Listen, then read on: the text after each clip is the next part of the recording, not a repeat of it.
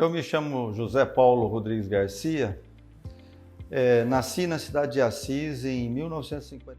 My name is José Paulo Rodrigues Garcia. I was born in the city of Assis in 1954. My dad worked in the railroad. He was the chief of the Sorocaba Railroad Station. He was transferred when I was very young, and my whole family came to live in Sorocaba. During my whole childhood, I studied in Sorocaba, and the city had a lot of activities for kids at that time, all through SESI. So kids had a lot to do. Roller kart races, bike races, anyway, just lots of activities for children. And there was the city airport. The airport was all dirt, as most of the city airports at that time. It had no infrastructure, only one hangar, which was the hangar for the city aero club. And then, since very young, the children would take the bike. I personally lived in the city center at Miranda de Azevedo Street, and I would take the bike on Saturdays or Sundays, just when I didn't have any classes, and then I would go to the airport to spend the day there. I would spend the day just watching the airplanes. Lá passava o dia, mexendo, vendo os aviões.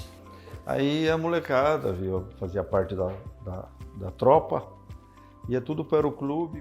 And there, at the airport, we would watch the planes taking off, landing, and sometimes we would even get into a flight. And when I was 10 or 12 years old, I started working in a newspaper company, just as an apprentice. First, I used to deliver the newspapers, so I would take my bike and deliver them at the houses every morning.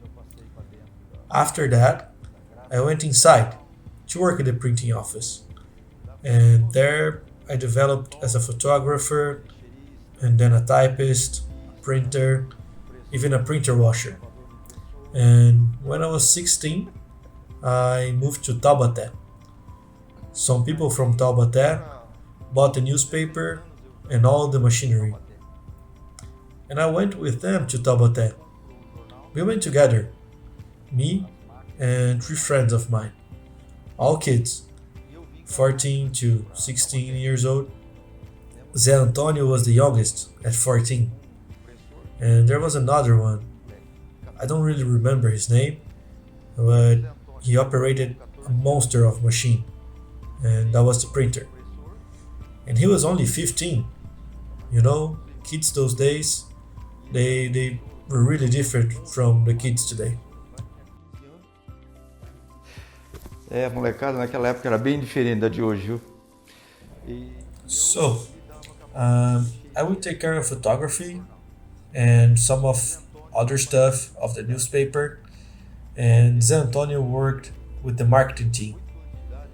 Zé Antonio was 8 years old when he started selling. So since he was 8, he would only walk around dressed in a suit, looking like James Bond. So much that he became the Assis Chateaubriand of that region. He ended up owning 14 newspapers of that area. And because I liked aviation, I started to go to the Aero Club of Taubaté. And there I started to get my flight hours.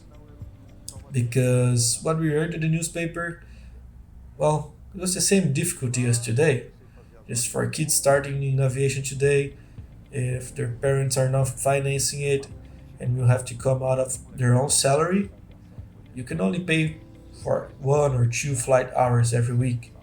Today you can't, because it's like 500 per hour, and for a kid who makes 3,000 monthly, to pay for a course like that, it is just impossible. Financiar um curso desse hoje, não consegue. Então, aí como eu estava trabalhando, ganhando meu próprio dinheiro, aí eu fui no aeroclube, aí eu conseguia fazer 4 horas de voo por mês. Mas também não... Era as horas de voo. And because I was working and making my own money, I went to the club and I could fly like 4 hours every month. But that was it.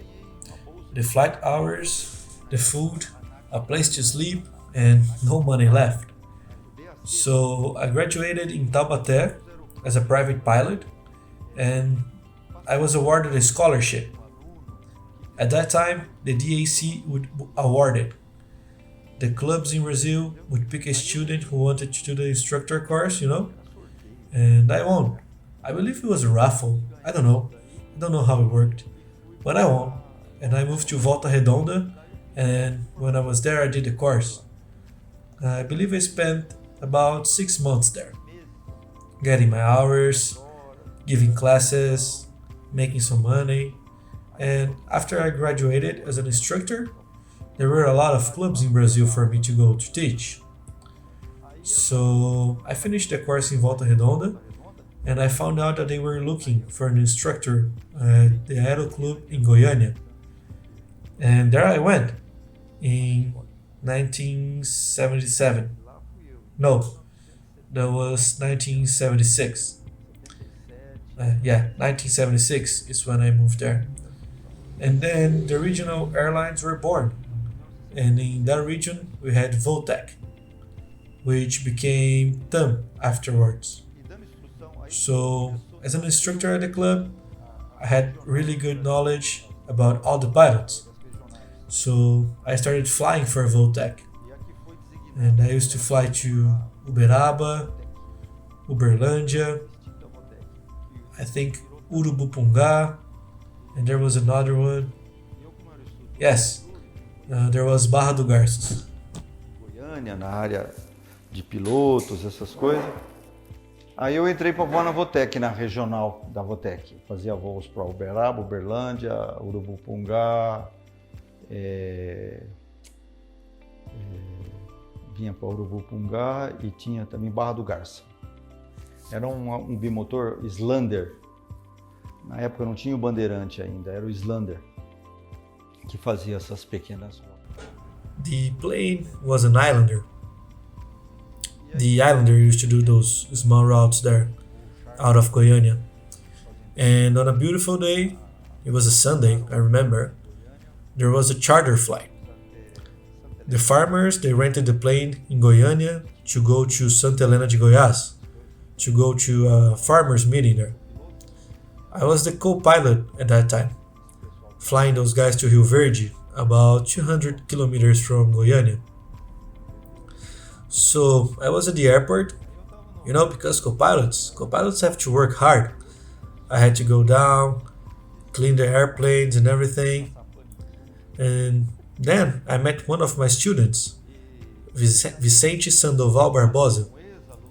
He is famously known as Tim. People in Brazil who watch this, they will remember Tim. Tim had graduated 2 years before and already had his egg pilot license from Cavag. He was flying Santa Helena de Goiás. So Tim saw me at the airport, just all dressed up as a pilot, shiny shoes and everything, and he said, "What are you doing here?" And I said, "Well, I'm the co-pilot for this plane." And he said, "Yeah, but how much do you make?" And I told him I was doing about 4,000 cruzeiros, the coin at that time. It was barely enough to pay my rent, much less for partying. Can you imagine that? I was 19 years old and I had no money to do anything, only to eat and to pay for a place to sleep, and that was it. And he showed me how much he was making as an egg pilot, and it was about 10 times more than me, and my eyes just jumped out of their sockets. E ele falou, não, Garcia, você tá louco. Ele enfiou a mão no bolso, tirou o lerite de avião piloto agrícola dele, que ele ganhou no... So I looked at the Islander and I was flying like 120 hours every month. I was flying that thing every single day. And I was really flying it because the pilot, he was one of those lazy pilots, He would say to me, "It's yours," and hand me the stick. And at that time, everything was done manually. There was no autopilot, so I had to hold it manually until the final destination. And he would be reading the newspapers, reading his magazines, and he would scold me. You are out of the route. Have you talked with control? Talk with control. Here's the radio. And so I asked him, how many hours did you fly this month? And he said that it was about 100 hours. And I thought to myself, wow, 100 hours and he's making that much? And that was good. That was very good. When you are an instructor, you have to become very good. So I asked, Tim, what do I have to do to get into that course? And he said, well, come with me. Let's go speak with Mr. Paulo. He's the boss here. What he says around here goes. Manda chuva aqui, ele que manda acender e manda apagar aqui. Então vamos embora, vamos lá. So we got into Mr. Paulo's office and he had his feet on the table, an old straw hat at his chest, and he was the greatest cotton farm. He had like 14 airplanes. He was the greatest farm of that time. And then Mr. Paulo looked at me and he said, well, who's that though? And Tim said, no, Mr. Paulo, this guy here, he was my instructor. And Mr. Paulo said, so he was your instructor? Did you teach him to fly? Well, so you must be a better pilot than him. What do you want, son? And I said, I want to do the course. I want to become an egg pilot. I want to fly for you here. But he turned his back, he grabbed the phone, and he made a call. Penteado, how are you, Penteado? And Penteado was the general manager of the National Center of Agricultural Aviation in Boituva, here in Brazil. Penteado, I'm sending a pilot of mine there to do the course. And I had met this guy like for a second before. Penteado, I'm sending a pilot of mine. He's a very good guy and he's going to do the course. And Penteado said, but Mr. Paulo, there are no spots left anymore. The next opening is for 2 years from now. Doesn't matter. When does the course start? September? Okay, he will be there in September and you will find a spot for him.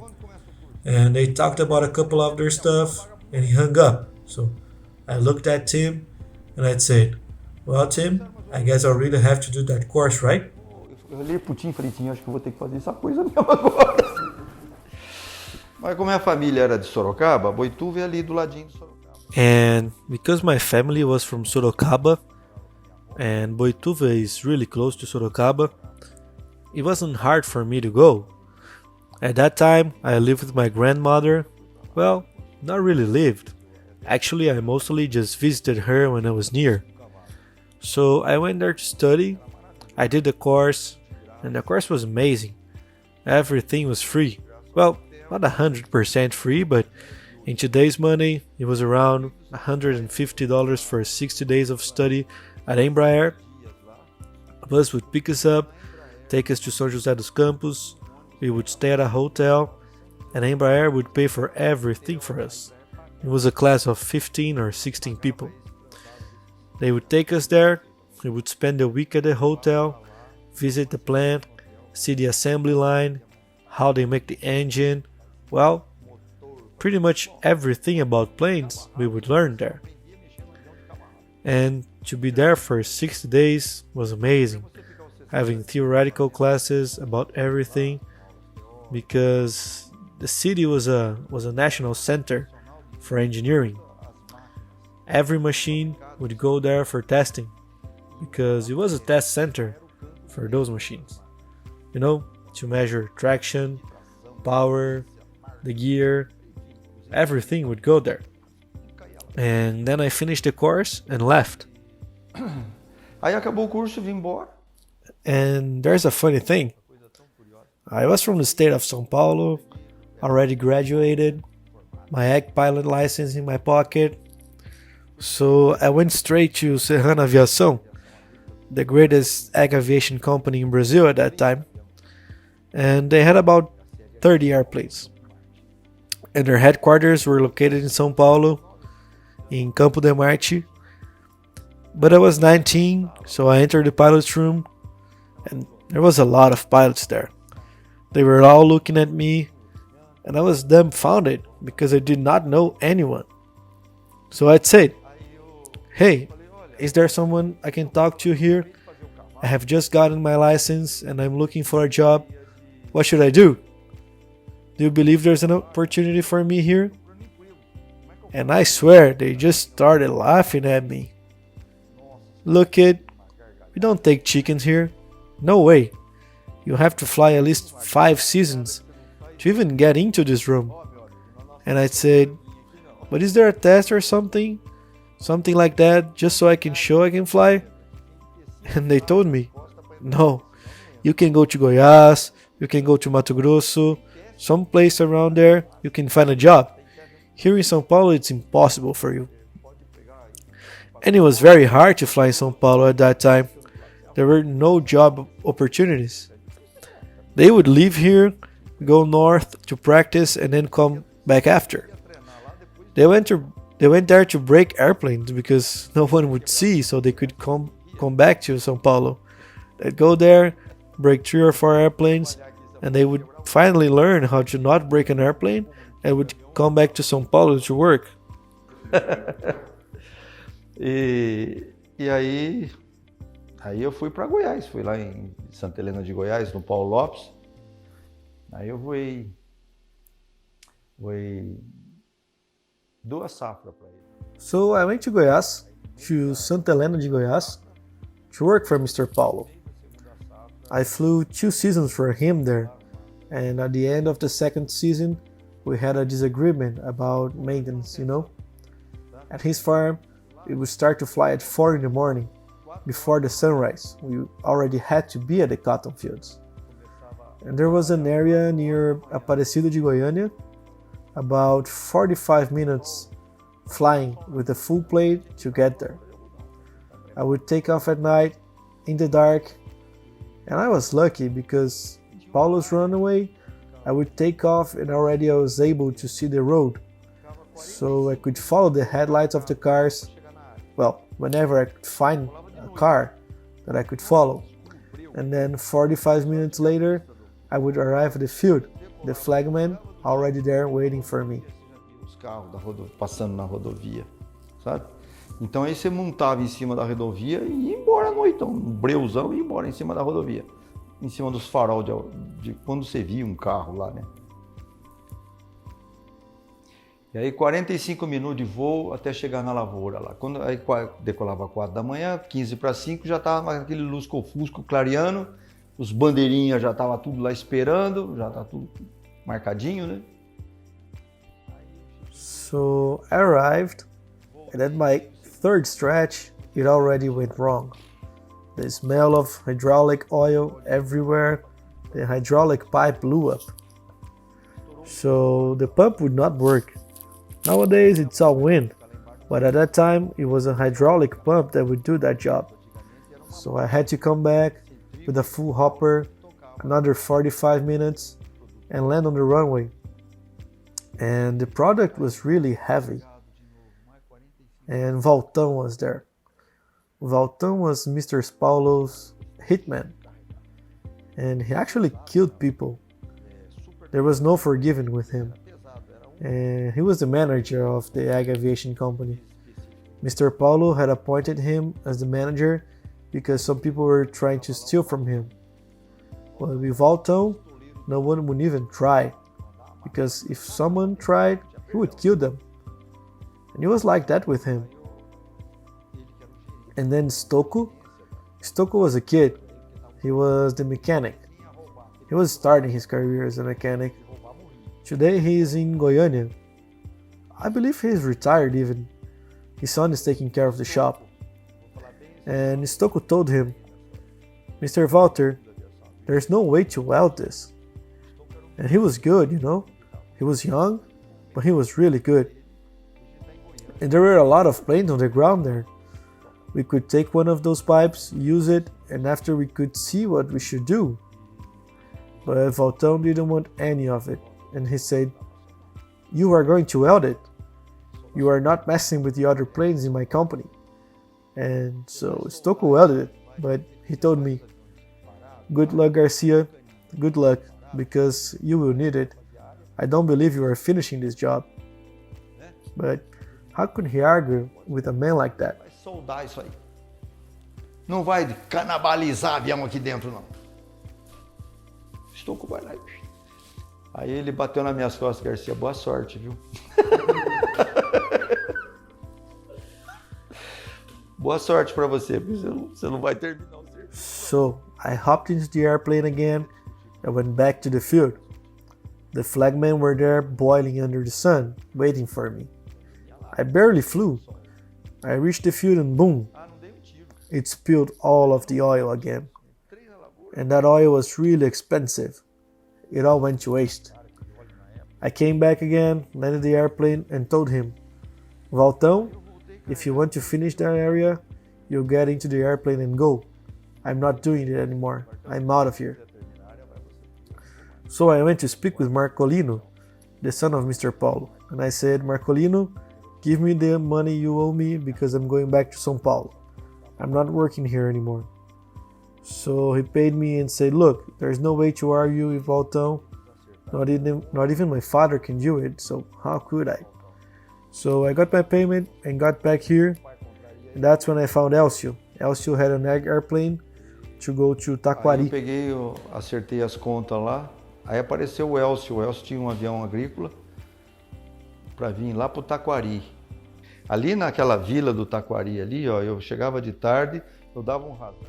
And in that village of Taquari, I would arrive in the afternoon, scare the chickens, the pigs, the cattle, everything that was there. I would land and place the plane near the window of the hotel I was staying in. Those were good times. Luciana, my daughter, she was born at that time. I was there when I got the radio. I don't even know how my wife did it, but she sent a radio message and someone gave me the news that my daughter was being born. And it was a farm. I remember the name of the owner because it was a weird name, Mrs. Imelda. She was the wife of the landowner, a huge soy field. I told her my daughter was born and I wasn't able to see her because we were in the middle of the season, and she told me, look, they found a lake here at the farm and I'm gonna name it Lake Luciana after your daughter. I don't even know if it exists today, but she said she would name the lake after my daughter. The land was so huge they didn't even know everything they had there. And so Luciana was born, and I went to see her only like after a month and a half. Chamou de tio. Quando eu cheguei em casa. Então, aí depois eu vim pro Pataco.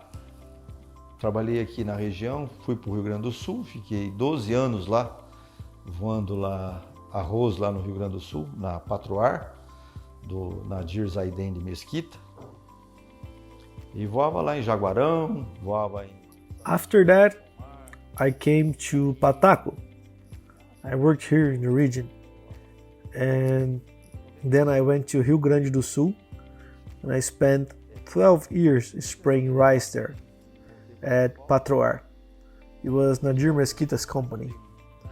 I would fly in Jaguarão, Santa Vitória, Taim, all over that area. And then in 1994, I came back to São Paulo and I went to the US. I had some money from a house that we sold, a house that I bought with the money I made with aviation, and went abroad to get my first pony in America.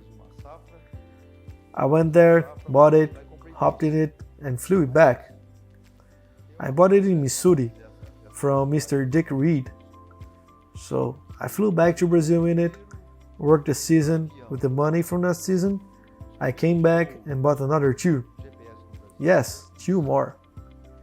And there's a curious thing about that trip to the United States, because I was the first airplane in Brazil to have a GPS system installed.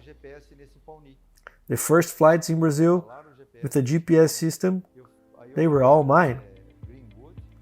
I had them installed in Cleveland. Yes, I went to Cleveland and they installed it on a pony for me. After they installed it in Cleveland, I flew to Greenwood. It was about 40 minutes from Cleveland. And in Greenwood, I did the GPS course. And it was so interesting. They had like 4 new dromedare recently arrived from Polonia. Beautiful planes, beautiful. And like 4 or 5 Texan pilots. And have you ever heard Texans speaking?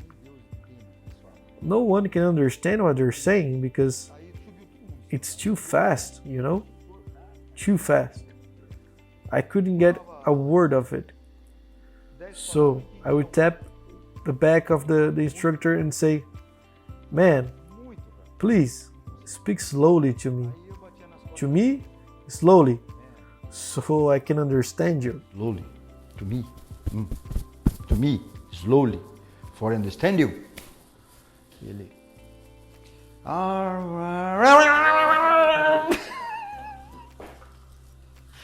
Aí eu falei, definitivamente esquece aqui, eu não vou fazer o curso aqui nunca disso aqui.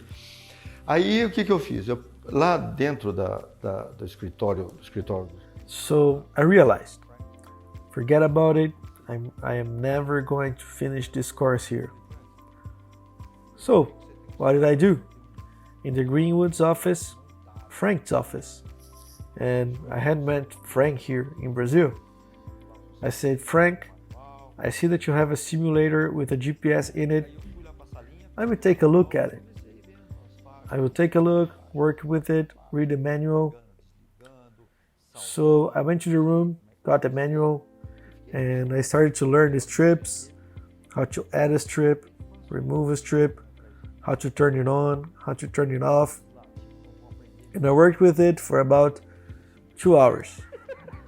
Then 2 pilots walked behind me and I heard them saying, "Those Latinos, they will never learn." And I did like this for him. So I got everything. The airplane, and the best thing was that the airplane was mine. I had bought it, I had installed the equipment in it, so I could do whatever I wanted, right? So I went to the Greenwood Tower. And Greenwood, imagine this table here. It was the airport. And right in the middle of the airport, they had the control tower. But imagine, about 200 meters or more, something like that. Because Greenwood was a center for disassembling jets. Every jet from the US that landed there, could be a Jumbo, a 707, a DC-10, anything that landed there was chopped. There was a junkyard that was filled with plane cabins. And the airplane was huge. The runway was like 80 kilometers by 4 kilometers.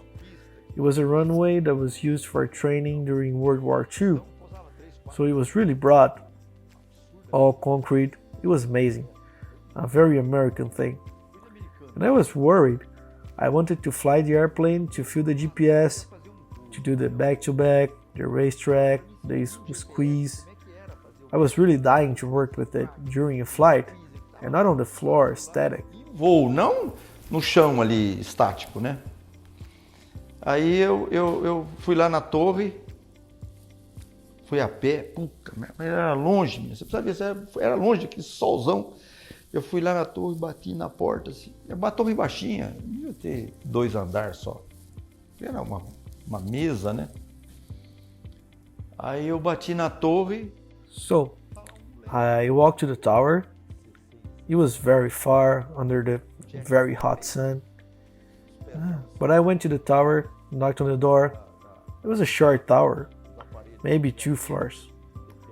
So I knocked on the door and there was a kid there, maybe 16 years old, his feet on the table, over all the equipment that measure the wind, temperature, and all those things that they have on control towers.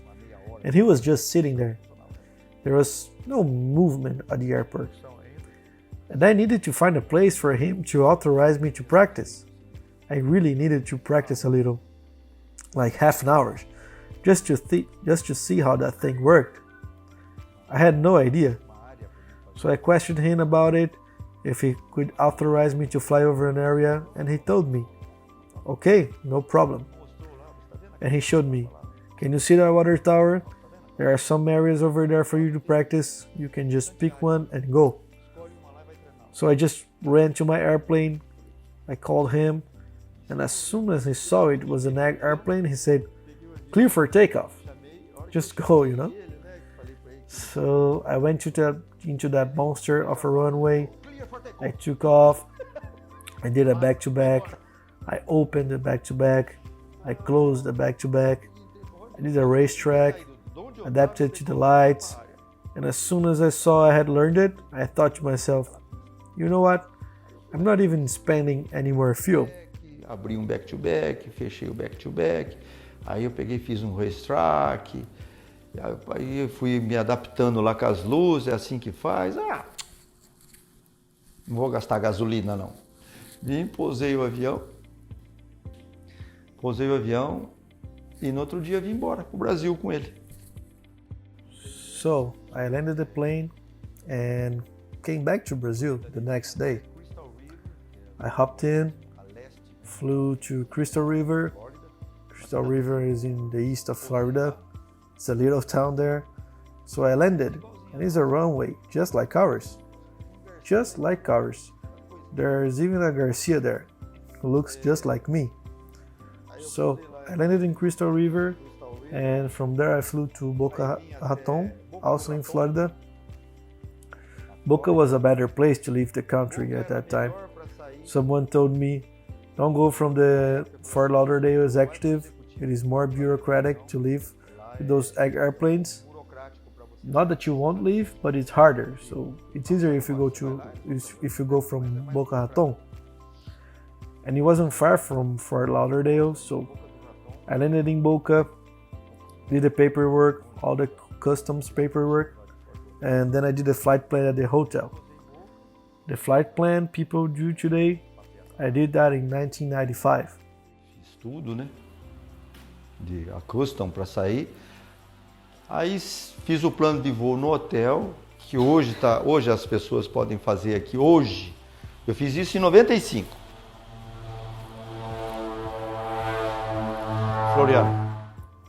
Floriano is taking the plane today. He is scared that tomorrow the weather will be bad. Decolei de Boca, né? Você já decola, vira à esquerda assim, já pega o marzão velho, né? Aí acabou. Aí adeus, 9 horas até Grand Turk. Depois 5 horas até Punta Cana.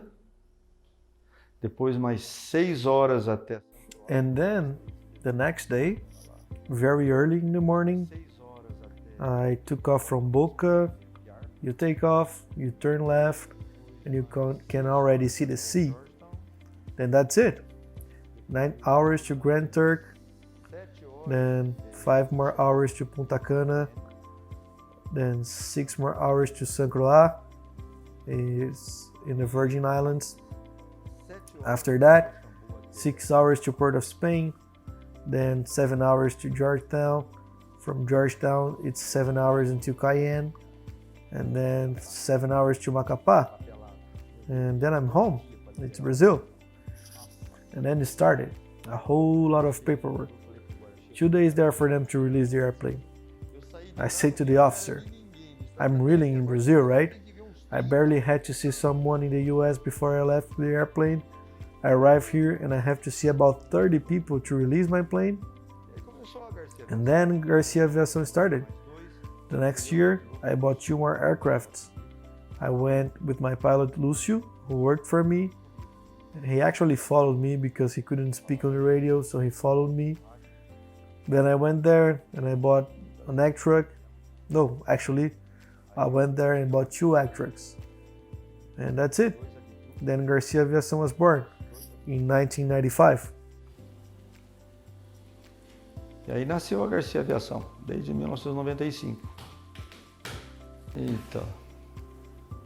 Mas tá bom, já deu 1 hora de entrevista, tá bom, né, filho? Já deu, tá bom, é bom demais. E o cachê vai ser aonde? Vai passar um Pix? Ei, vai passar um Pix?